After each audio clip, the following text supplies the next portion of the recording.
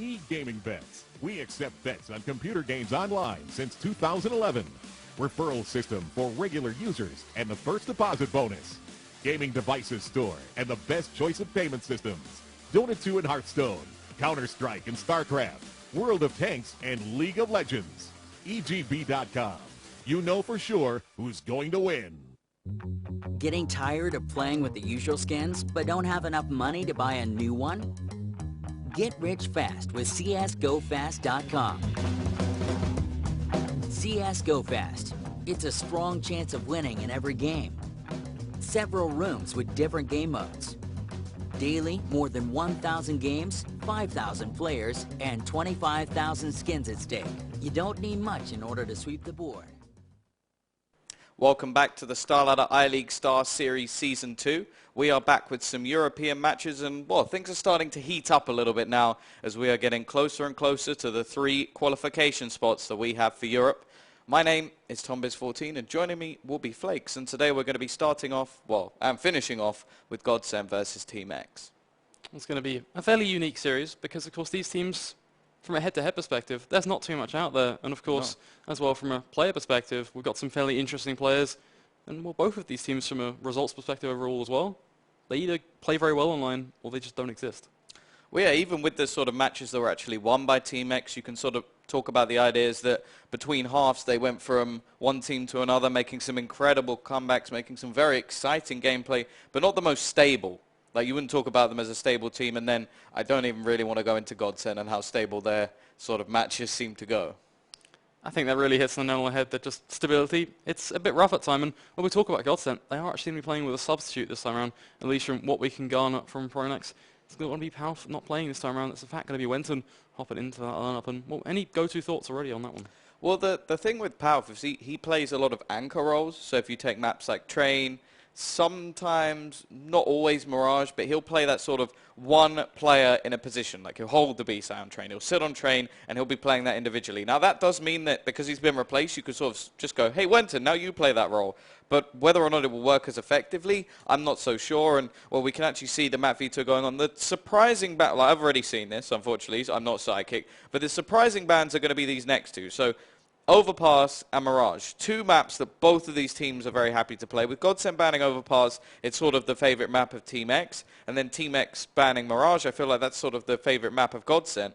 But at the same time, both of them like to play these maps, and now we get down to a map pool that I don't think either of these teams are going to be particularly happy with, and I feel like if it had been ban pick, we would have actually seen Nuke, Cash, then Overpass and Mirage picked, and then we would have seen the further bans. Certainly true, and well, Train going to be that first, and it's going to be an interesting one for me, especially taking into account that Godsent are playing with that substitute. We were discussing this before we kicked things off, and well, Powerful, he's one of the players that usually tends to play alone, so it's going to be Wenton, the pressure mostly going to be on him to decide whether, well, will he be taking up that role, or will we see Godsent try to change things up off the cuff, but that could potentially be game-breaking right from the get-go. Well, it seems like one of those sort of plays where it'll either work wonderfully or it'll go horribly, horribly wrong, and, well, that seems to be the way that Godsent plays. Sometimes they'll work wonderfully and everything will go lovely and they sort of build up that reputation that they've already built up ridiculously high, and then other times they'll sort of, well, let you down in a way. Like, I'm definitely a fan of this roster. There's a lot of players in there that I have loved for a while. Like, you talk about Pronax, definitely a player that is, well, very, very well known throughout the community. There's very good reasons for that.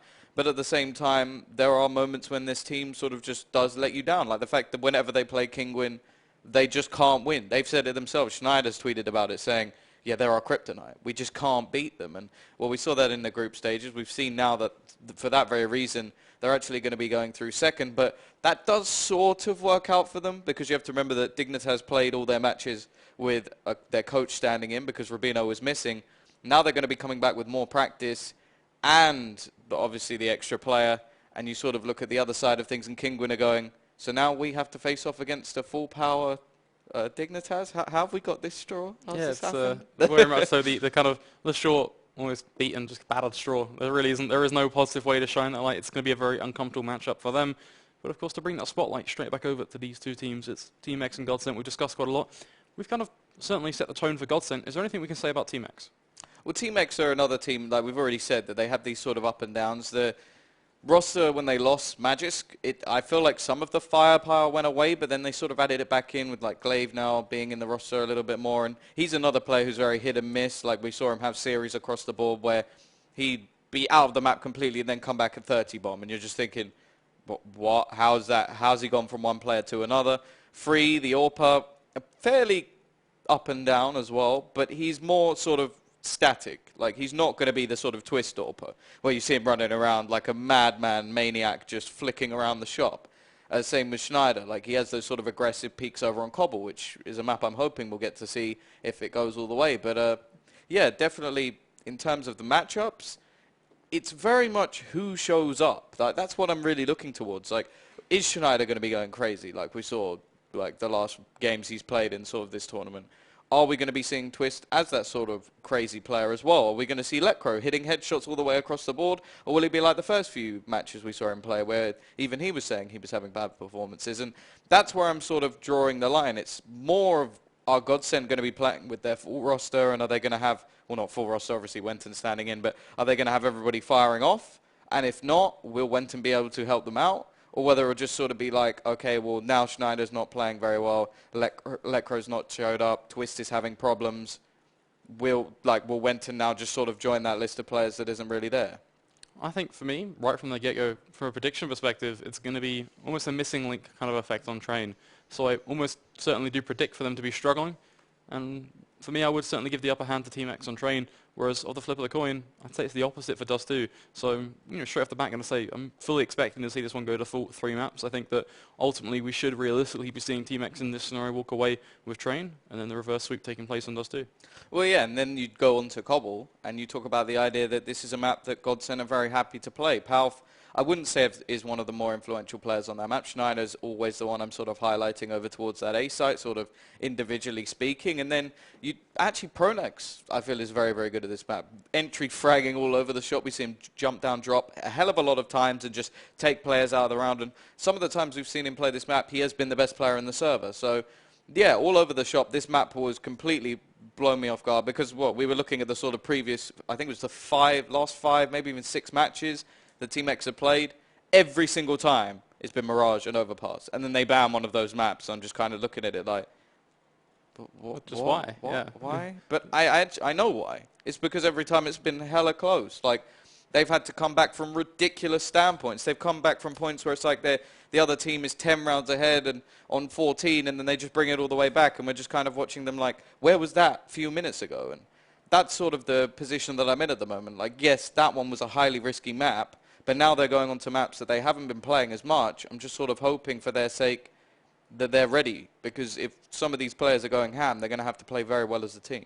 Well, we talk about players going ham. To kind of rewind back to the group stages where we saw a couple of interesting players step up to the mark. Schneider, for example, him and his 1-digs. Yeah. Let's just kind of go right back to that one. That was highlight. Certainly a nice highlight, and, well, a bit of an experience for the players that he was facing off against. Yeah, for sure. They were just, he was tapping away, coming with a huge 1 versus 3 clutch with the Deagle towards the end as well, just tapping out up towards that A site on Cash. But also Lecro, you kind of described him as a player that can certainly tap heads. We've also seen that in the past. Well, yeah, Cobblestone, another map that worked very well for him, running onto that plat position and just having that almost aim lock style of aim where he just goes pop, pop, pop, takes everyone out of the round, and you're still just kind of looking at it like, was that Olofmeister? Was that someone crazy? Like, I know that's a ridiculous comparison, but the reason this guy was picked up is because he was walking around FPL like it was just a normal matchmaking game. He really is an insane aimer, but again, he's not consistent. He's not been consistent a lot of the time. Well, that's where the comparison of saying, is this guy Olofmeister, does fall short. Yeah. Because although it's kind of a very much outlandish statement to make, at the same side of things, it's not overly that bad. Because Olofmeister, one of the reasons he's in one of the, by far argued best players in the world, is because he's much more consistent with the orb, much more consistent in the way he plays. Whereas from a perspective of, say, Lecro and not so much. Well, I think the big thing was as well, it's more pre-injury that we were talking about, that sort of Olofmeister being insane. But either way, we're not looking at him as a Swedish player. We do, of course, have another addition with Wenton coming in, and he's going to be, well, he had that little stint in Fnatic. I'm still a little bit skeptical on him as a player, as apart from that sort of stint, it's very difficult to actually say. And when you're playing with such phenomenal players as the Fnatic lineup, maybe you can sort of play better as a player because you have so many great players around you. On the flip side, you could say, oh, well, because he did so well in the top team, or did well enough in the top team to get them to qualify to big tournaments. I think that he helped them qualify for ESL Pro League and stuff like that. If he can do that, then maybe he's going to be a star in this match. It really is sort of the flip of the coin, and it's sort of like when you look at Glaive.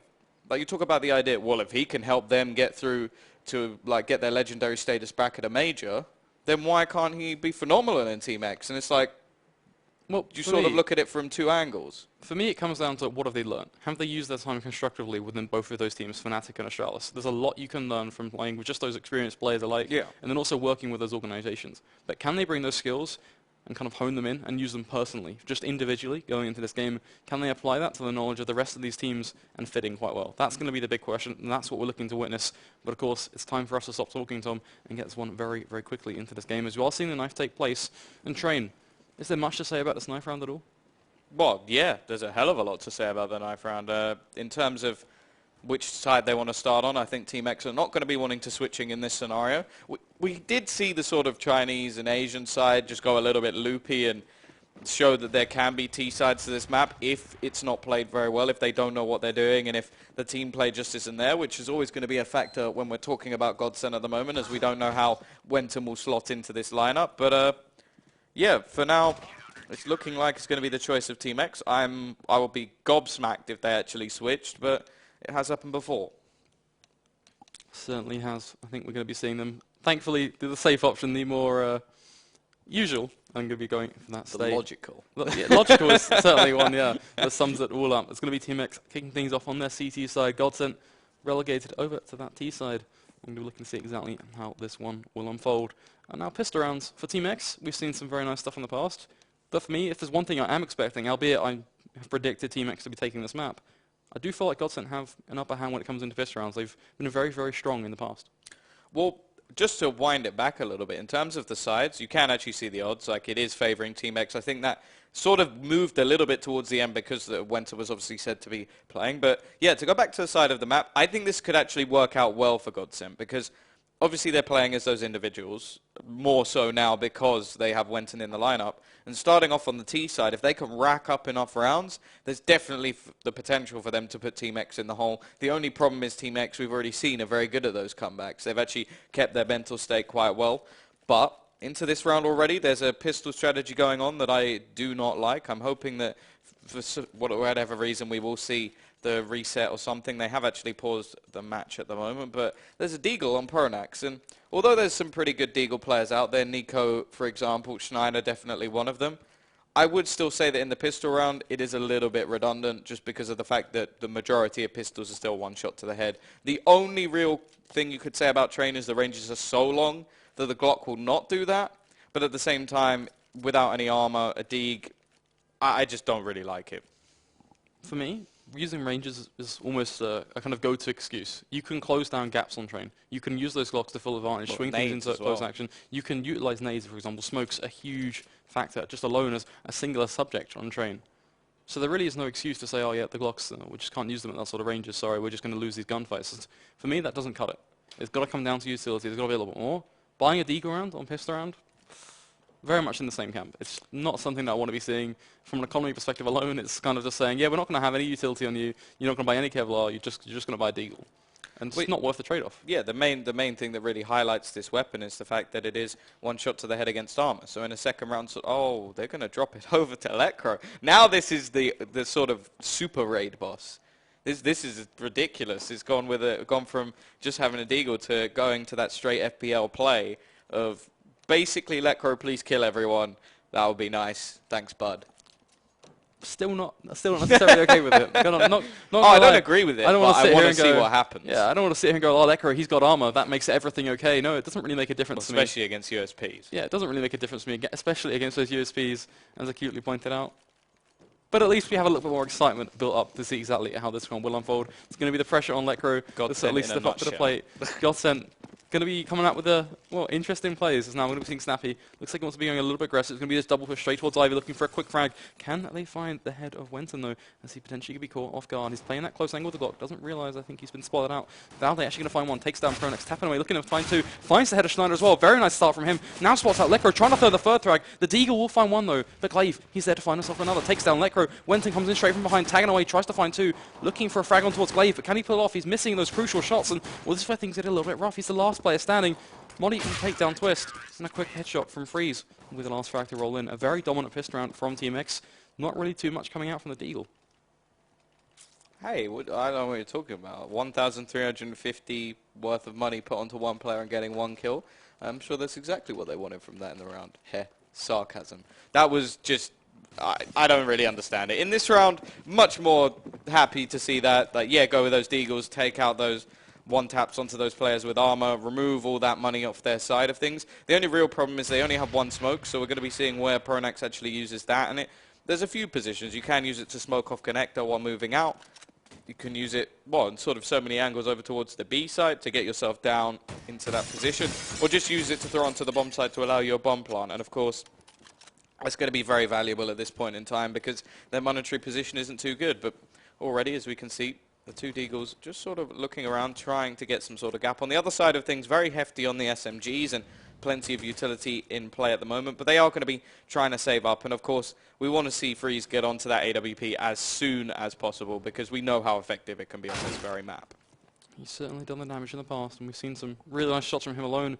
And also, certainly encompassing the AWP train is a huge factor. We're going to see Freeze. He's going to be up in the ante here. Finds himself one. Gets traded back quickly by Schneider. But now this kind of storm rolling into this B site. The bomb there, ready and waiting to go for the push. But I think it's kind of having second thoughts. As you can already see now, the rotate somewhat rolling in from Team X. They've got two players towards the front of that site. Not looking too bad. As Godsent, very much trying to change their mind. Snappy will fall, though. Going to go for a bit of an overextension. Twist to be the man to punish him. As now Glaive trying to do just that as well. Wenton will go for the push. Finds the frag in the end. So now the UMP just going to make itself another $600. Now he's just creeping around. Nothing quite going to be kicking off. Seems like Godsent just falling one by one. They are doing a little bit of damage. Even more so as Twist now going to find two huge frags. Making it three. Takes down Valde. And a very nice way to just up the ante for Godsent as they walk away with a round that, realistically speaking, should not have been theirs. And well, it comes down to one player alone, Twist.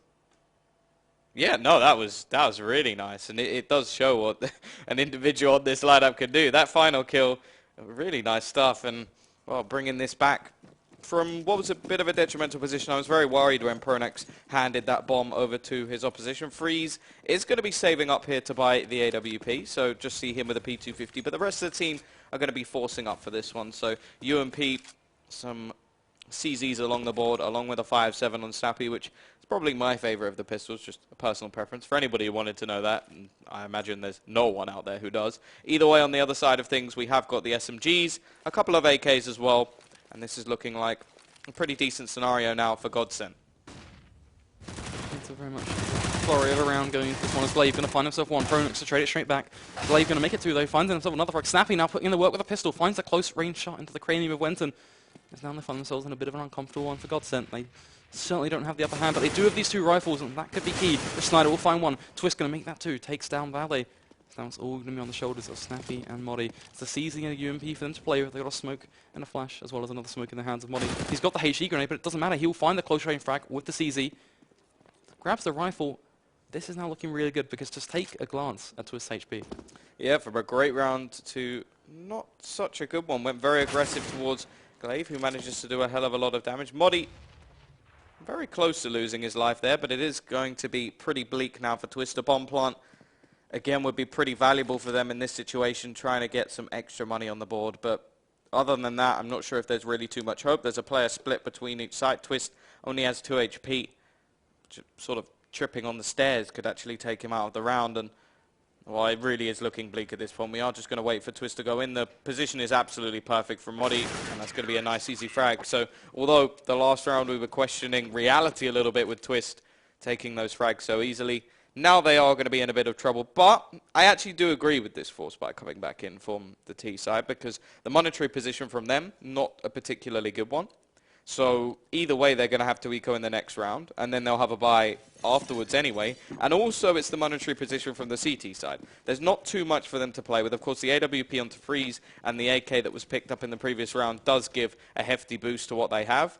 But we've already seen the potential of these pistols. Unfortunately, Wenton not going to have that. Freeze already find himself one looking to do even more damage with the AWP. This nade of Modi, though, could prove to be lethal as well. As you see Pronax and Lekro looking like they just want to be walking into that one. It's not going to be one-tap going, but it's actually going to get to cross. That means Modi not going to throw the nade, going to be backing off. He's got the UMP, won't quite have the information. The smoke will go down, of course, which means that the time will just be made to run out even further for the Godsent side, so just slowing them down. But even then, Team X, they're kind of left very lackluster in terms of the information they have. They don't quite know what's going on. They know there's maybe a little bit of presence over towards the B side, but it's all well and good saying, oh, there's one player over towards B. No, there isn't. There's 5. They don't know that. The smokes and flashes going to be barreling out. The HE grenade going to be just biting the bullet way too early. No damage being done. And Godsent, they might not have the man advantage here, but already the bomb will be dropped. Modi going to come in with one, looking to make it 2. Spamming away with the UMP. Finds the frag. Valley going to find another. He's not quite going to make it 3, but Twisty's left in an impossible scenario. He might find 1, but even then it's not going to be enough. He's going to be hitting the deck. Glaive will be the man to take him out. And Team X, they are going to do the job they needed to do. They've made it 3. They've brought it back to a 3-1 scenario already. And you take a look at the Godsent economy, as predicted, Tom, as you explained so Dilly before, not looking good. Yeah, already it is going to be a little bit problematic. I said that I was fine with that force, and the idea from them there was just to try to rush onto that B site, get themselves a bomb plant, and then try and fight it from there. Unfortunately, there was actually quite a nice read coming out from the Team X side of things as they sent a couple of players, which is already more than we normally see, over towards the B site, and the AWP was just sort of the backup to the UMP, which did all the damage. Either way, at the moment, we are just seeing Glocks in play with a couple of, well, P250s along the line, only 1 left in play. But realistically, even finding the 1 frag is a little bit of extra damage. I don't think they're going to be able to achieve too much more. If Twist can do some more pistol magic, then great. But if not, they're going to be coming back in with a bye anyway. The only real problematic scenario is the fact that they still haven't really got any chance to get an AWP. And if it is, I think it will have to be glass cannon. And although an extra $300 has been made by Schneider, I don't think that will have too much of an effect. I think in terms of impact, looking pretty rough. Twist trying to find something in this round, but his mission to go on a bit of a search and hunt, not seeming too fruitful. And so just this pistol, I think, going to be presenting itself on the Team X side. They are playing this one very far back, not playing those close angles. Already they have spotted out Twist. A couple of shots being thrown towards him. Now they're just going to be holding the angle. He will go for the face, but he's going to get punished. Modi will take him down. And now we're looking to see exactly how these buys will play out. Just take a look at the money of Team X. Not really too much to say. They're rolling in it for all intents and purposes. Whereas on the Godsent side of things, well, you asked the question about an AWP, Tom. It's been answered. There is going to be no AWP in play. It's just going to be those 5 rifles entering the scoreboard. Yeah, no, of course, there's still the 1 onto Freeze. But other than that, no AWP for the T side just yet. And I don't know. Of course, they have 5 competent rifles on the other side of things. But I still think Schneider adds that extra sort of angle for them to play with if he has that AWP in hand. Or if Twist wants to go for the more aggressive style, I'm sure you can find some crazy highlight clips of him, especially around this position. I remember one myself, but in terms of highlight clips, I don't think he's going to be getting one just yet, but a nice entry frag. Schneider going to find another one, so the 2 riflers doing their work, and in fact, Lekro, he will add 1 more, and this is looking horrific for the Team X side. Everything just falls apart. The rifles come on the board, and, well, now their economy is going to be taking a big hit. The AWP is already out of play. Valde can do his best to try and save that one, but I'm not even sure the position. It may even be over towards that A site, and, well, now he's just got to try and keep whatever he can find in play and come back with a buy in the next round. I do think they should have enough for maybe 1, but we saw the sort of back and forth nature of this game already. They've only managed to string, I think, 3 rounds on the board, although they were pretty clean. But other than that, it's just going to be a difficult scenario for them. It's the same narrative taking place. Valde left in a very uncomfortable one, looking for that save. Playing at this time a very much off angle, so certainly not going to be expected to be playing around this area. And Godsent, well, they're not very close to go for the hunt. There's only 1 player that really could potentially find this one. It will be Pronax if he decides to go towards Pop Dog. But even then we're seeing some second thoughts, which means realistically speaking, Valde, he's done his job. He's going to be getting away nice and intact. A rifle, at least, for the Team X side for them to try and play with. And now just take a look at their money. They've got $10,000 in their hands of Snappy. That's certainly going to be something. We see the AWP, of course, being bought back up by Freeze, investing $6,400. And for the most part, I think they're going to be okay. Yeah, in terms of money, they've actually done a little bit better than expected. That AWP will do a bit more damage to the economy, but if it works, it works. That's the main scenario they have to talk about. Of course, saving the extra rifle does them some wonders as well in terms of economy, but a bit of a miss thrown nade Going to really start things off too wonderfully for the T side. Either way, they are in a much worse scenario than Team X at this stage. Both teams will have economic problems in the next round, but of course the loss bonus will be reset if it's unable to be won. But there's Lecro again, starting things off. The Rifle is doing quite well so far. Not yet to see an AWP. Valde will manage to trade one back, but he's left in the open for Schneider to manage to grab another kill. And there's Wenton playing, and he'll find a frag as well. They're doing some nice teamwork, actually, just pushing out onto that A site, slowly grinding things out. Snappy, with one of the AWPs, will manage to trade a kill back, and if they can find another one, then they're firmly back into this round. The problem is his position is very well known. They're going to use some utility. Actually manages to find a kill into Schneider. I'm not sure if he was on the train or just above the smoke, but whatever happened, it has come back to a 2 versus 2. Now we're looking at the combination of Snappy and Modi to actually try and bring this one back. The bomb looking like it wants to make itself down over towards that bomb train. Seems like Pronox is really having second thoughts about exactly when he wants to throw this one down. It's now Snappy looking through over towards that green train, seeing if maybe Lecro will decide to go for the overextension. But why look at Pronax when he's going to be the one falling? Modi going to take him down. Snappy with a huge drop shot, follows it up, takes down Lecro. And Godsent, minimal effort almost. Yeah, they really just, I don't know, threw that one away. They gave plenty of opening positions for Snappy to actually find the frags, grabbing 3 there. And, well, Modi will get 1 in the end to close things out, but that was a pretty poor hold, in fact. Getting the bomb down a little bit earlier would have been better for my liking, especially when they can then fall back and not risk too much. And, well, the biggest risk there was that their economy is going to take a massive hit. They did have 4 players surviving in that round, so that's the one beneficiary of their economy, but they're still not going to have the best buy coming in. They'll have enough, and it will be a buy on the board. I'm guessing Pronax just going to have to go for a pistol. But then if they lose this round, then they'll have 1,900, and that'll be it. That'll be all the money they have to actually spend up in this round, and things will be very problematic. All comes down just to take a look at how they want to play this one out. The pressure over towards the B side, this is something that we see Godsent do quite a lot. They look to see if they can maybe find themselves a pick, an overextending member of Team X. The one problem they've got is there is no pick for them now. There's only one player playing the anchor role. And that's going to be Modi. He's not going to be overextending in any way, shape or form. All he's going to be doing is saying, okay, I've got some information, guys. Maybe it could be worth having a player over towards connector. And will we see that one just, well, bear a whole lot of results. Freeze now going to get himself over towards B just to help him out. He's got the orphan play as well. Going to be mainly holding that B upper position.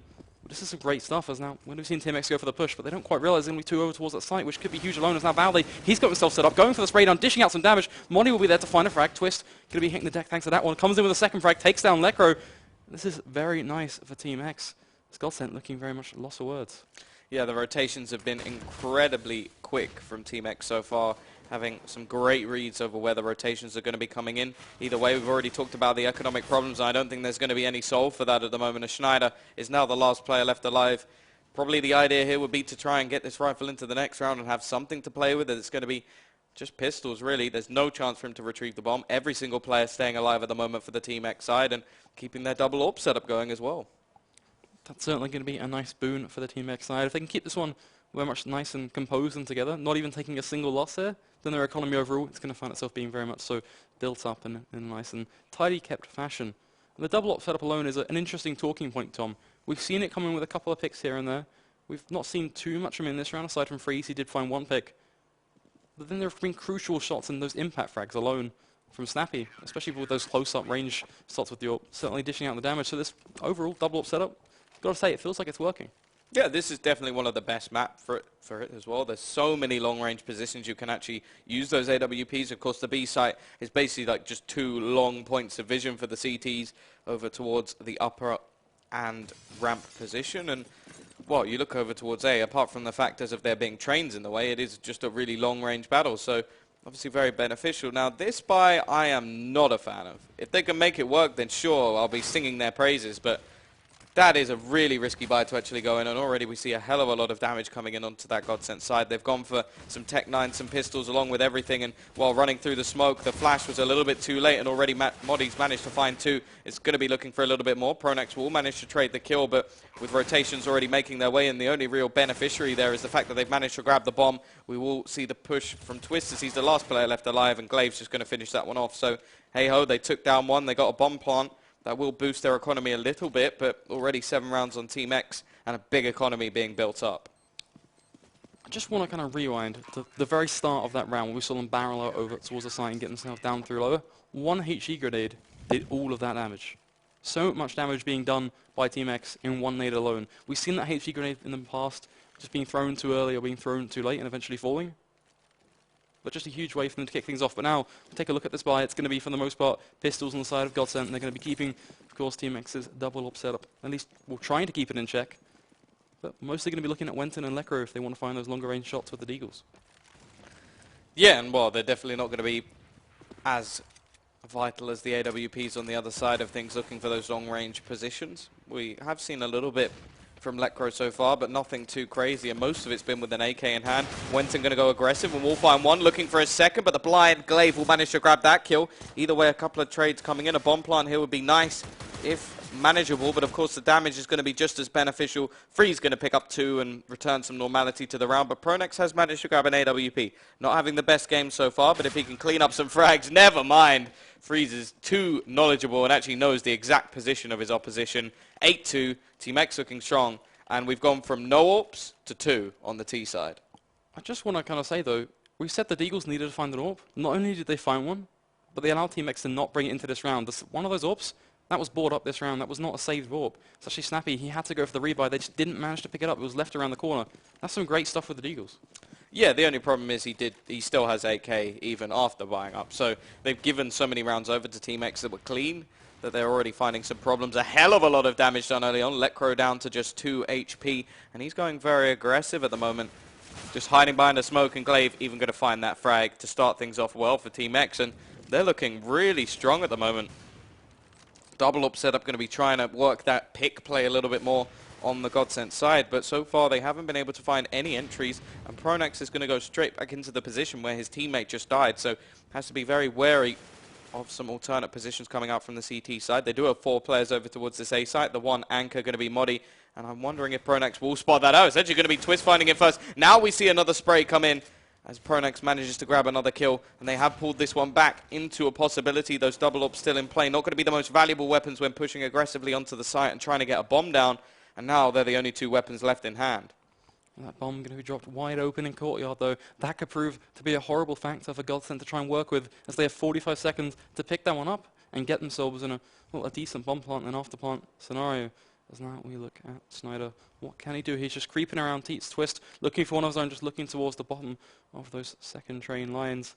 Is he in the Dende group? That was really throwing me off. I was like, oh, that doesn't even make any sense. Either way, we are going to see the aggressive push here. 20 seconds left on the clock. The AWPs are definitely not the best weapons to be pushing onto a site. And already we see a couple of players close and personal. Twist going to go a little bit more aggressive, but they literally have seconds to spare now. The bomb will be planted, but the push is perfect from Valde, finding both frags, cleaning things up as if it was an easy couple of eco frags. And that's going to be a 9th round on the board. Bomb not planted, so the buy is not going to be coming back in for the Godsent side unless they're going to go high risk. And in terms of, well, they are going to go high risk, never mind. But in terms of their next round, I was going to say there would be a better buy, but we'll see. For me, this is where I have to breach the topic of tactical pauses. I'd look at this one and go, this is the perfect time. They've got those 5 rifles. They are going to be going for the force-up. At least sit down and have a talk about it before you just keep on rushing into things, because currently, not only are you taking so much early damage, but you're also losing rounds in a very quick fashion. As we look at the scoreline, 9-2, looks like it potentially could be going to 10-2 if this one does play out in a almost expected fashion, as Team X proving to be very, very dominant. Not too much early damage being done, so at least a change of events this time around for the Swedish side of Godsent. Yeah, and they have managed to make it work with these 5 rifles before. As said, they haven't actually gone for a more standard buy yet on that T side with 1 AWP and the other rifles across the board. So still looking to see some more sort of standard stuff. Of course, they do still have the stand-ins, so it can sort of ruin a lot of their standard positions. And, well, already we're going to see a bit of damage on either side. Not going to hit the shot there. The flashbang will allow the escape of Wenton, but across the board we are sort of worried a little bit now. 55 seconds left on the clock. No real headway made. No real map control gained in terms of the actual sites. And, well, a lot of the time we're not going to see too many aggressive pushes come out from the CT side to try and take more map control, because it's not really too valuable for them, especially when they have the better weaponry in play with those AWPs. Molotov going to be thrown out. It's going to catch one, but it will be quick trades coming back in as Twist is doing all the damage. Headshots galore. Schneider will manage to bring one back, but now we're looking at Freeze. He finds a frag, looking for more. Not quite going to find it just yet, but still a very aggressive position at the moment. Unfortunately, Modi with the rotation will be caught out by Pronex, and it is looking more likely that a 3rd round will come onto the board for Godsent. finally, we're seeing something good. We're seeing the Tower of Twist back in action, just snapping it from heads left, right, and center. And that may all mean that Godsent can pull us away, but they have to get the bomb down at least. That's preferably going to help them out, especially when they only had 10 seconds on the clock. But thankfully, faith has been restored. They've got this one down. And unless Freeze can go absolutely huge in a 1 versus 3, we should finally be seeing that round on the Godsent side. Welcome to the board, as at least Freeze going to go for 1. Potential to do damage. Actually misses a shot here. Oh, and he's going to be left finding absolutely nothing. Gets punished from Schneider, who wraps him from behind. That's going to find ourselves at that 9-3 scoreline. But for me, Tom, this is just another time to breach another topic. Because Godsent, they might be able to get themselves into this one a little bit more comfortably. Their economy is nowhere near built up, whereas in comparison to Team X, yes, they're kind of buying down through those last crumbs, emptying their pockets. The upset here could still happen. They could still break Godsent's economy.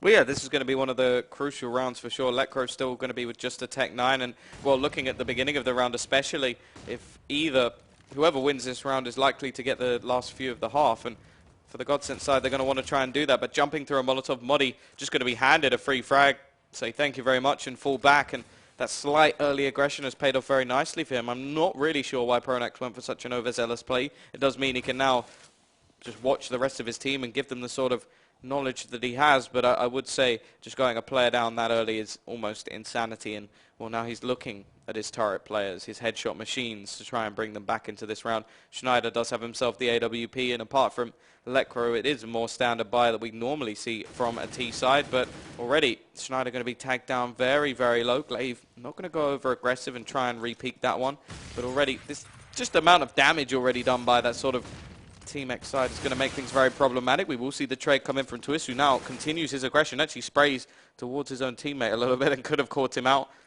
But now we're just seeing a 4 versus 4, 45 seconds left on the clock, and again, it's just in terms of map control, the CT still have everything. Yeah, they know exactly what's coming. They've got some interesting rotates, seem to be toying around with. But Godsent, they're leading towards this A site. I'm getting a little bit worried that perhaps they're overextending themselves on A and need to maybe try and do something over towards B. But we are seeing a little bit of an inkling of Freeze that he wants to play maybe just a little bit more deeper into connectors. Now we're seeing that push roll out. Lecro can be the first man to get quite close. He's got the bomb, so would have preferred to have someone else have it, but he's actually going to get the plant. It seems fairly uncontested. And now Wentz going to be trying to creep his way out over towards Ivy. And Frank will roll in. Snyder will pick off Valde. So a nice advantage. Had into the court. Snappy now just going to be walking right past. Doesn't check his corner. Gets punished by Wentz, and Freeze going to be taken down by Twist. A quick flurry of frags will roll in for the Swedish side. And suddenly they're handed a 4 versus 1 scenario. Modi will try his best. He's spamming away with the USP, trying to find something. Picks up the AWP, but Lecro will take him down with the Tech 9. Yeah, somehow they managed to make that work. Quite surprising when looking at how that round was going. Initially, a hell of a lot of damage done. Schneider very low. We had the drop of Pronax, but somehow they managed to push out into their site and just find the frags. And that is what we're talking about. The only real problem I have is that we're not really seeing too much team play. A lot of it is just individual aggression coming out from Twist and Schneider. And, well, they've fallen back to this double op setup. Only one AWP going to be on that CT side now, as they're now taking the hit economy-wise. And as said, the likelihood is that whoever won that last round would be taking the next couple. The only problem is already we see the drop of Lecro. Nice shot from Freeze. He's been a big factor so far. And already we're seeing Pronax trying to counter, but it's going to be Glaive finding the second as well. A nice way for them to kick things off, looking to finally just deliver an upsetting blow. Val, they're going to take down Schneider. Some more corners just being left unchecked. And on both sides, seemingly to be a punishing move.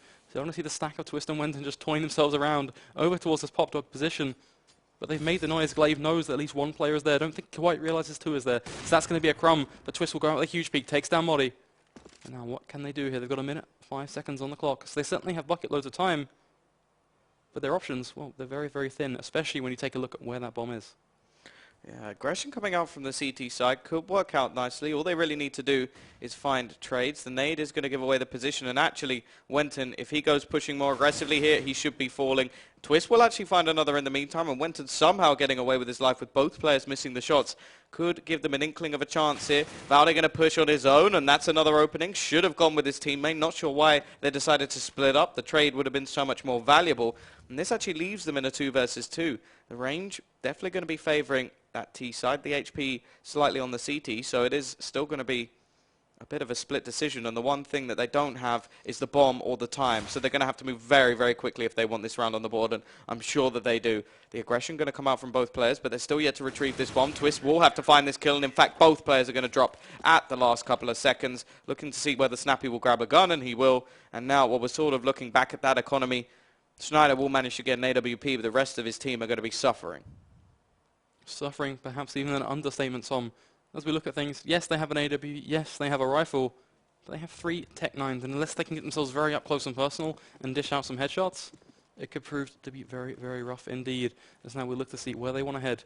Will they be flying out towards the A site looking for some quick aggression, or are they going to head over towards the B site? Personally, I'm looking towards B, because they're really not going there at all. They're just letting Modi reign free as this single man. But once again, we're seeing Lekro just try and hop around through the smokes, getting very, very aggressive, seeing if he can find something. Pronax will actually take down Valde, a quick headshot to do the damage. They realize just how quickly and how deep Lekro is. Yeah, Lekro going very aggressive. Will manage to grab another kill. Back to a 3 versus 3. The weaponry still going to be favoring, and actually a couple of kills coming very quickly will in fact give the advantage. Glaive grabs another. Now Lekro, the headshot machine, going to be the last player left alive, and Glaive will finish him off. Definitely having a much bigger performance than some of the previous series, and actually everybody's on point at the moment.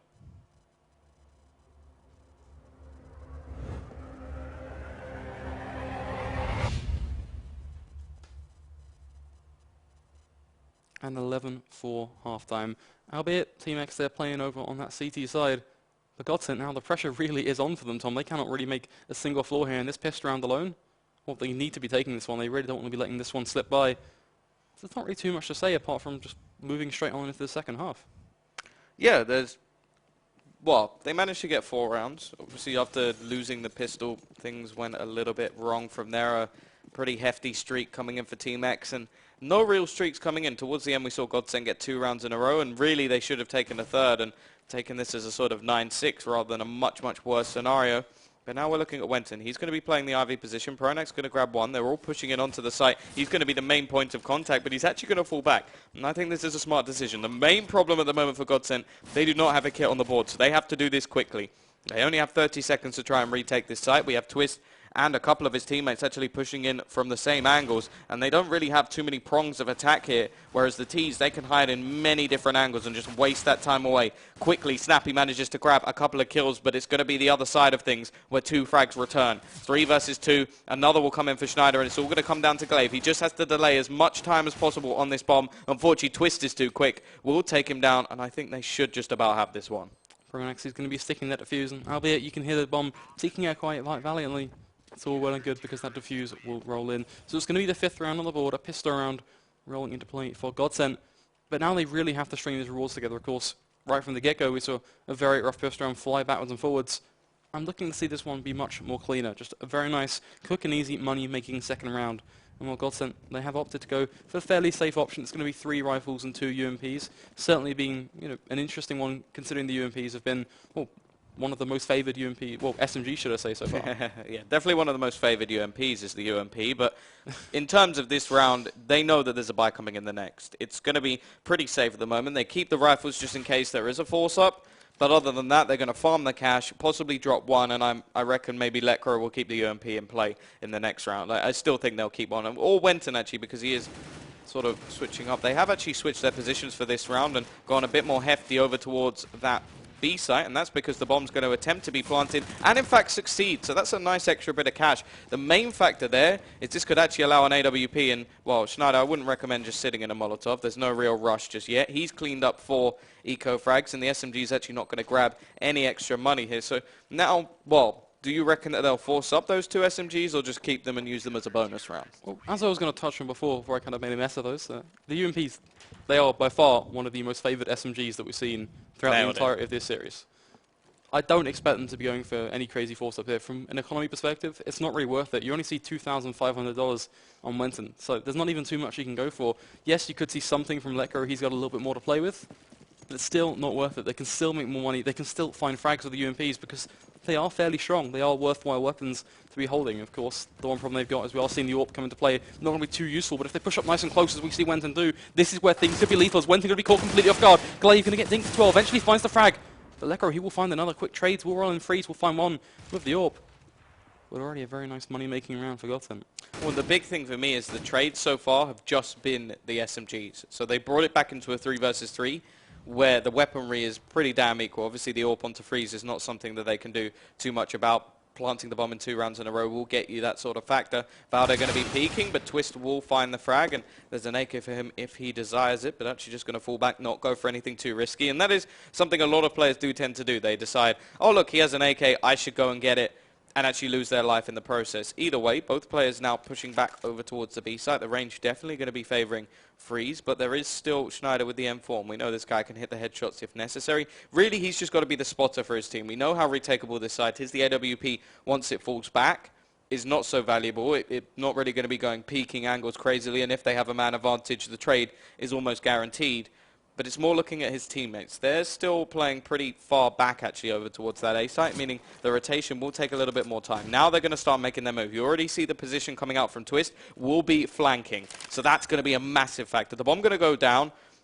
Team X will have some extra money to play with, which is at least something. But now let's see how they actually opt to retake this one. In fact, they're not going to go for a flank. They don't even like that idea. They're going to go fully dedicated to trade machines and trying to make this one work. And really, I'm going to be relying on Snappy here. He's got to find some kills, taken down early on. And now we're talking about that exact scenario. One player can start defusing the bomb. The rest have to be ready to trade. But already, Freeze is going to get a free frag. Now we're looking at a much more different scenario. They're going to be flashing out that bomb. Go for the defuse, and now somebody has to be ready for this peek. And in fact, Schneider, he doesn't even wait to go for the trade. He just jumps straight up that ladder and takes down Freeze. Really quick and decisive round coming out. Godsent really up in the ante here. They've brought it to 7. Looking to keep it going. Well, I've got to say, they've done the damage to Team X from an economy perspective. There's not too much for them to try and play with. It's going to be those P-50s, just almost a half buy in the grand scheme of things with these pistols, depending on how much they do decide to put in. But it's only just been that one set of body armor on Valley. For the most part, just a handful of Tech 9s. Very much a mixed bag. But on the Godsent side of things, the AWP, a little bit worrying to be seeing those combat against these pistols. We've seen some punishing play take place in the past. But if Twist can keep that one alive and just let the rifles do the work, should be a nice and easy round. It was a free AWP as well. It was one they picked up in the last round. Exactly. So it's not like they're just going to leave it on the floor because they didn't want it in the next round. No, they just have to keep it alive. That's the huge factor. More importantly, they need to keep it alive. And, well, at the moment, I'm quite liking the setup. They have tried to just slot Winton into that role. Previously, we saw him over towards Ivy in the earlier rounds, but they have just now said, okay, you can try and be that anchor over towards the B site. It means that you're playing more an individual style, you're relying on your aim, and then the rest of us can retake as a team. And I think that's definitely one of the best ways to utilize a stand-in. Again, the aim for Team X is to get the bomb down. I'm pretty sure they've had the bomb down in every single round so far, so I wouldn't be too surprised if they manage it again. The only difference is this has been read pretty well. 2 players over towards this site. Wenton actually not getting too much done, but luckily Schneider is that second player. Will manage to stop the bomb being planted the first time, but I don't think there's going to be anybody to stop it a second. So already 2 players dropped the bomb plant. That's exactly what's needed from Team X. However, I don't think there's too much hope for Glaive. Just one player alone, and he will find one. Twist will be there to find the quick trade with the AWP, making quick use of it as well as making sure that he doesn't lose it. Certainly a big fan of the way he played from the backlines, not being very aggressive at all. As now I'm going to see that defuse roll in. Godsent taking it one step further, keeping this ball well and truly rolling as they will get themselves on to the 8th round. Team X still well and truly perched on 11. It's a nice scoreline for them to be at, but now they have an opportunity to take that another step further and start breaking the side of Godsent. Yeah, the big thing for me as well is that they're managing to get the bomb down so early that they're actually starting to build up economy even though they're losing rounds. So the biggest factor is that even if they lose this round, they're going to have another buy-in. I just feel like eventually they might grind out a round. The only problem is they're consistently going over to the B site where they're not really getting too much done. It's a lot less likely that you'll be able to hold on to a site when going over towards the B, because it is so retakeable, and already we see a nice frag coming in from Twist, taking down Freeze, so that AWP is going to have absolutely no impact. Obviously a much bigger factor I feel on the CT side. You are going to try and find those entries, and it is a little bit hit and miss. Electro going to be spraying through, which does not only give the opportunity for a frag, but also makes it a little bit more difficult to throw smokes, because we know how effective some of those smokes can be out the window, even if they're just fakes, or if you're pushing in from Pop Dog. But, well, so far so good for the CT side. They managed to roll some rounds together, get things going, winning the pistol, and it's looking pretty good at the moment. The only problem is there's still that sort of economy factor where they're letting the bomb go down every single round. But again, it's going to be that B hit from Team X, and I am getting a little bit worried that they're just sort of so defiant to go towards this A site. I've had problems with teams in the past where they just, well, especially on Overpass, we saw the hit onto B coming every single round, and well, I'm not even that big a fan. I think the A site is actually a lot easier to hold, just more difficult to get the bomb down. Either way, they are going to go for this aggressive push. Schneider going to be using the Molotov. We see all the teammates pretty much go all the way aggressive and trying to flank round him. He will go for the peak, but not really going to spot out too much. And this is a much more aggressive style of play over towards the B site, pushing all the way along. The bomb will eventually be planted, but they've taken their time to actually make a good go of this round. And now Twisty needs to start hitting some shots. Otherwise, this retake's not even going to be a possibility because they'll be dead before they get anywhere near the bomb. That bomb is going to be ticking away. What will they decide to do here? Well, that's already been answered. Twist and Pronax, they are going to be heading straight for the hills, looking to save that Orban rifle into that 21st round. I think they've realized at this point it's not necessarily worth going for the push. Those 3 rifles certainly pinning down towards the back of CT. That means that it's going to be a nice and comfortable round for Team X to pick up. And, well, they've done damage, but they've also taken a good chunk. But you did mention the fact that because they've got the bomb plant down so many rounds before, they should be able to restore. They've had the bomb plant every single round so far, which is a slightly scarier factor. It is, the main reason for that is because they've gone B every round, and it's quite easy to actually get the bomb down on that site because normally you only have 1, maximum 2 players actually in that position. The only problem I've sort of had, that's the first round where they've actually played it the way I like to see it, which I know most teams aren't really catering to my individual needs, but they went very aggressive, and I think that's the best way to actually take that B site and win the round, whereas getting the bomb down, it's a different story. You don't see many teams actually winning rounds now by sort of getting that bomb down, they fall back, and then they sort of play from these upper positions over towards ramp and like the higher position near the ladder. The only other way that people used to do it was, oh yeah, let's bounce a Molotov off the door, but that has become the most well-known strategy on the planet, and you actually see a lot of teams actually saving smokes. In this scenario, though, they do look like they're building up far more towards that A site. They do have the AWP in play on both sides. Twist playing the CT AWP, which isn't something we see too much from. It is normally Schneider, but, well, so far it could just be a positional thing, the reason he's not actually taking that AWP into his hand. At the moment, you can see sort of playing that rotation role. And I actually would prefer him to have an AWP in this scenario. I like to see that AWP playing over towards connector and constantly moving backwards and forwards. But again, still looking for this build-up at the moment for the T side, getting towards that A site, and here we're going to see those A smokes beginning to roll in. Those smokes are certainly going to be walling off that site, meaning Godsent, they're not going to have too much to look for. They are very much so going to be blind. Now where do they want to look? The flash is going to be helping them out just a little bit, going for these peaks. Lekro playing very much so on top of those trains, going for the spray on, gets punished by Glaive. The return spray straight through the smoke, finding the headshot. Now Team X, they have themselves an advantage. They have themselves an uncontested bomb plant. Now all they have to do is they fall back to the back of the site. They've got the bomb well and truly planted in their grips. But Twist, he's going to find a shot with the AWP, takes down Snappy. Schneider playing the man from above. Not quite going to spawn out Glaive. And that could be huge alone. As now for Godsent, it comes down to a factor of time. But take a look at where Modi is playing. This could be huge. He's looking right around the back of Connector, and Twist, he might find a frag on towards Freeze, but things could all fall apart as now Modi's going to be going straight around for the peak. Glaive will find one of his own. Schneider will step up to the plate and find a frag on towards Glaive. Now we're looking at Wenton, a 1 versus 2. Valde and Modi, the 2 players left alive. Wenton will go for the quick peek on towards Connector, but he doesn't realise where Valde is. Goes to the spray down, nearly finds the frag. But Valde and a combination of Modi will find the frag in the end. It means Team X are going to come out on top. They've took it to 13. They are upping the ante in a huge fashion. And Godsent, well, they're seeming struggling to respond. Yeah, and this is the problem of coming up against the buy every round. No clean rounds, no denied bomb plants on the Godsent side of things has just meant that we've seen a pretty nice half. And the real scary factor at the moment is there's literally 2 players on the board at the moment for Godsent. The other 3, well, Wenton you can understand, even Pronex when you talk about he's the in-game leader. But Lekro definitely slacking in this one so far, and it is a worrying factor. We are seeing a technical pause come in, so hopefully that is something that will be sorted out pretty damn soon. Looks like it could be the fact that Modi's actually gone up to around 80 odd ping, and hopefully his internet will reset itself. But definitely across the board, we're seeing a lot of different fraggers come in for the Team X side. They've had plenty of money based on the bomb. Well, you can actually see, it's not just me making it up. 4 rounds in a row, then the bomb plant actually went off. And then we saw it again here, and I really like the A take. They did go a little bit aggressive for my liking, but they took down every single player, and it sort of worked, so I can't complain too much. But it's very easy to just a couple of players to hold more passively, and you did see like a player hanging on the train, one over towards Electric, then the rotation coming out from Modi, playing him from behind, and I just think it was a very smart way to actually play that round, rather than the sort of over-aggressive rounds we've seen from other teams in the past. Oh, the beautiful thing about that setup is they know that once they've got the bomb plant, they only need 1 player playing close to the bomb train just to deny anything too crazy when it comes down to, I guess what we can say is ninja diffusers, just throwing their smokes. But aside from that, for the most part, all they had to do was they've got themselves on the site and was just backing off in that V kind of shaped fashion, I guess, over towards AMA and over towards Pop Dog, playing around that sort of electric box position. Well, they didn't need any more map control. They had everything they needed. Godsent seemed to be struggling to answer. The smokes eventually did fade, which gave them a lot more vision to work with. But then at that point, you have Modi coming in with a huge lurk from behind. Yeah, no, really nice round from Team X. And the last few, even the rounds that they were losing seemed to have some sort of tactical basis to it, was building up money, and just having a buy every single round was definitely a big factor. And you can already see the read on the economy of Godsent. Snappy, 6,300. He's not quite happy with that amount of money, wants to make a little bit more so he can continue to be the bank for his team. Either way, just going to be some pistols at the moment for Godsent, and other than that, there's not too much for them to really hope for in this round. Comes down to what can they bring to the table. Will they be able to find any quick range flags?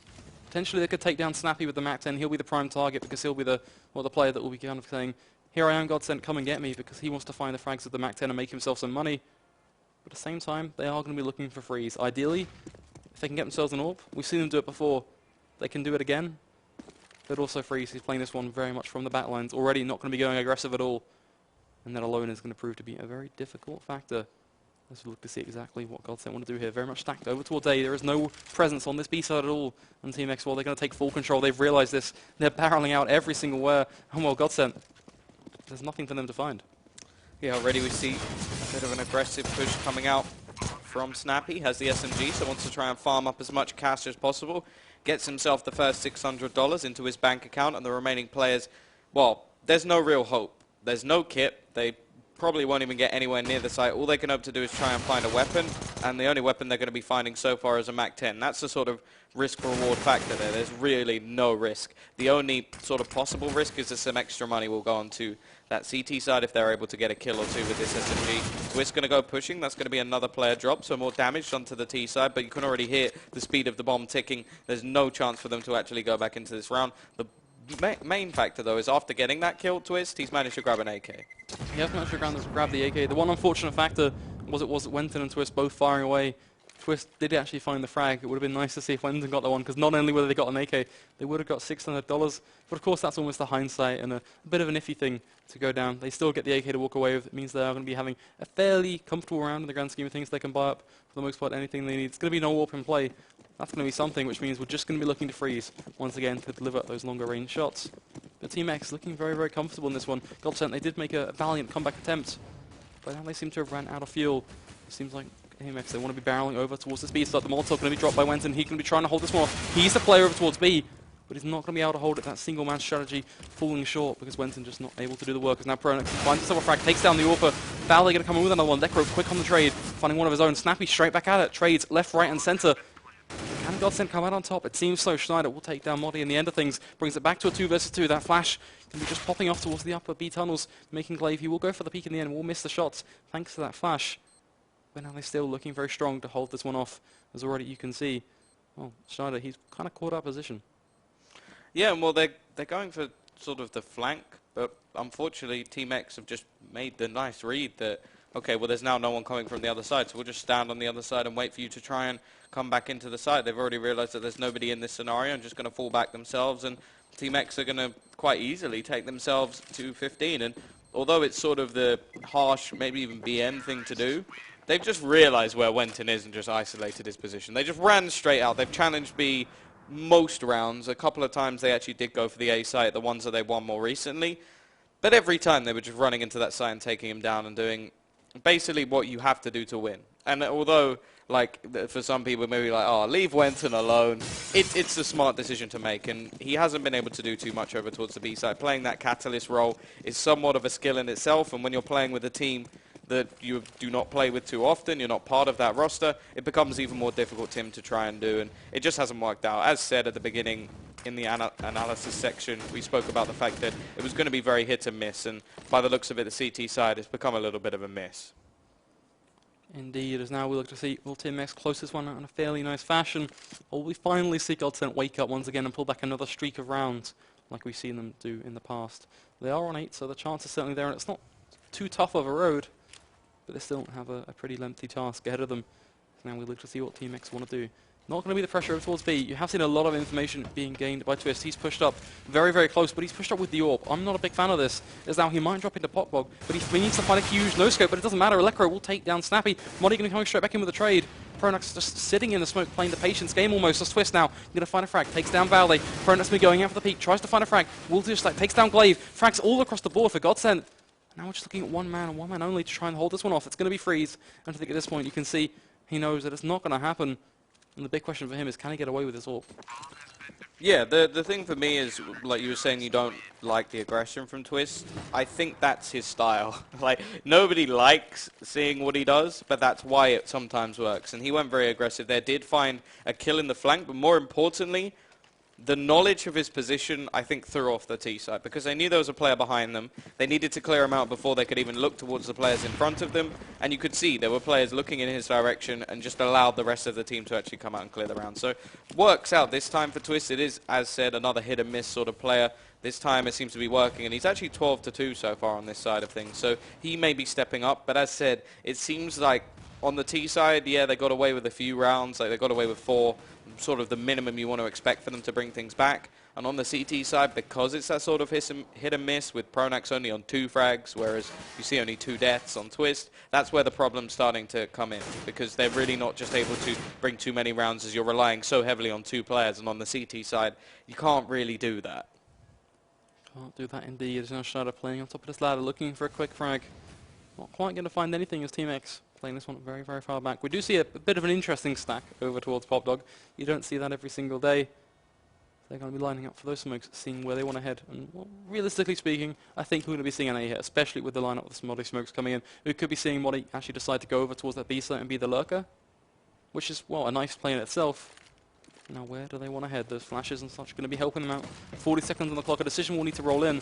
The double heaven play looks like it potentially might be coming in for Godsent. Nothing too major kicking off just yet. Lekro didn't even find the first wreck. Drops the bomb. That's huge on its own, as now he's looking to make it too, just spamming away. He does just that. Finds himself a second. Pronax finding one of his own. Freeze finally finding a frag for Team X. But one by one, they seem to be falling in Glaive. He might find one of his own taking down Wenton. It's not going to be enough. Godsent walk away with 3 men standing. A double up set up well and truly intact.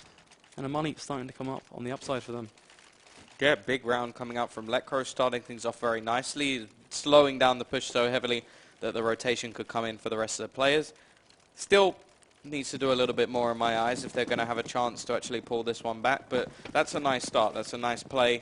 But now there's still going to be a buy coming back in. Team X, they still have money to play with, and you can see that AWP still on freeze. Double up actually on the CT side. Schneider and Twist both competent AWPers. We see them switch around all the time of who are actually playing it, so whether or not it will work is another thing altogether. But here we see Pronax actually going for some aggression. This has to be calculated because it has happened many a time where he goes aggressive and actually loses the early frag and then the round sort of falls apart. At the same time, sometimes when he's watching over the rest of his team, it pays off in dividends as well. Sometimes some players, youngsters especially, need a little bit of guidance, and well, we already know that they've actually been boot camping alongside the sort of youngsters of their the Godsent lineup, and I think that's great. Imagine learning from Pronax.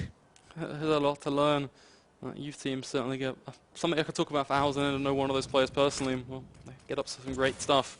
But of course, looking at how they want to play this one out, Godsent, they started to get this one at least back on the comeback train, but they have 5 more rounds they need to find, Tom. Well, they do have the tools. A quick frag will run Pronax. We'll find one Valley going to be up in the ante. He finds one of his own. Snappy now doing the own. But it seems like it's getting rougher and rougher as each round rolls by, as it gets closer. Yeah, 4 versus 3, the T side now with the mad advantage to actually try and bring this one home. There's plenty for them to actually go about here, and with only 1 player over towards this A site. Quick rotation from Schneider will try and do something about that bomb plant, but it doesn't look like it's going to be possible.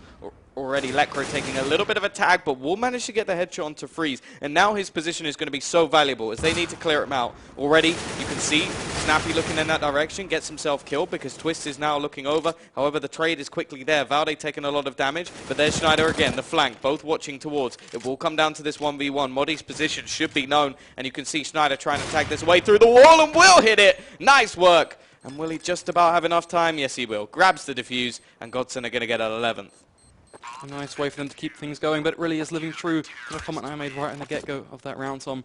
Every single round that Godsent are bringing back, albeit they are bringing it back and they are closing it out, but it's getting closer and closer. And for that one to end with a huge wallbang, you have to kind of ask, when will it stop? When will Team X finally deliver that decisive blow? Yeah, I'm not sure whether or not it'll be this round, because they are going to go for a little bit of a force buy. I'm not too much of a fan because I actually think they've been better when they've had the AWP on freeze and he's been able to find picks across the board. Either way, we are going to see the build-up again. They're trying to isolate Wenton once more. He is alone. The rotation will be coming in, and he falls back here to find the first. Quick trades come in from Valde, though, as Twist actually falls, trying to get rotations done quickly. And this is where they go for that B play again. Going very aggressive, Glaive pushing up, Valde already far past the expected position, but Pronak's still going to find that kill no matter what. And now, Glaive, he has to stay alive here. If he falls, then things will become even more problematic. This is the catch-22 of the aggressive position. He is in a decent one behind the smoke, going to get a free frag onto Pronax. So now the two players both pushing from the same angle, getting sprayed down. I think this may just be the final kicker, but there's Lecro. He steps up. Now it's just down to Freeze. He's in this upper position yet again, will be tapping away. They know his exact position, and the AWP not going to be doing the work just yet. They throw a Molotov, but he's gone further aggressive. Going to grab one. Lecro's quickly there to trade, but does he have time to defuse the bomb? He can't even find it. I don't think he's got it. It's going to be ticking away, and it will go off. Team X get it by the skin of their teeth. I've got to say, you might have been a bit of disagreement about the way that one did unfold, but I was a fan of that force up. We'll talk about that one in a second. For now, let's take a look at the players that stepped up in that map. Well, that doesn't... Looking at the scoreline and looking at the two top fraggers, you're thinking, something must have gone a little bit wrong there if Schneider and Twist both finding 27 frags apiece. Valde, Glaive and Modi are the top players at the moment, but I think there's been plenty of impact frags coming in from Free as well, and I think the next two players on the list are almost definitely both from the Team X side of things, and that's the big problem. They had three very quiet players. Lecro had a few highlight moments that you could say, okay, he started to have an impact, but it was just too little too late, and inevitably it did fall. You could see even in the last round he was putting up a good fight to try and bring back the round, but either way, they're still going to lose that first map, and they're going to have to try and come back on the second. Yeah, it's going to be a bit of a tough task, but there's one thing I am glad about. It's going the way that I predicted. It was Team X walking away with that first. We should now be seeing Godsent pick up the second on Dust 2. Dust 2 is a map that should favor these kind of two players popping off. On Dust 2, if you have just two players, you can win the entire map. That's fine. You can do it. We've seen it done in the past. We've seen that Pug style really just carry teams through that entire map and carry teams through a series and keep themselves back into it. Whereas on a map like Train, you need more than just two. We saw that one come full circle. Godsent, they only had those two players stepping up. There's a reason why you saw them on the scoreboard towards the end of things. But now it comes down to, for me, that second map. They have to really just repeat that kind of effect. Yeah, the other thing is with Wenton slipping in, I feel like it will be much easier for him to play Dust 2 than it will be to play Train. It is one of the more tactically based maps. But either way, we will be showing you that in just a moment as we come back for Dust 2.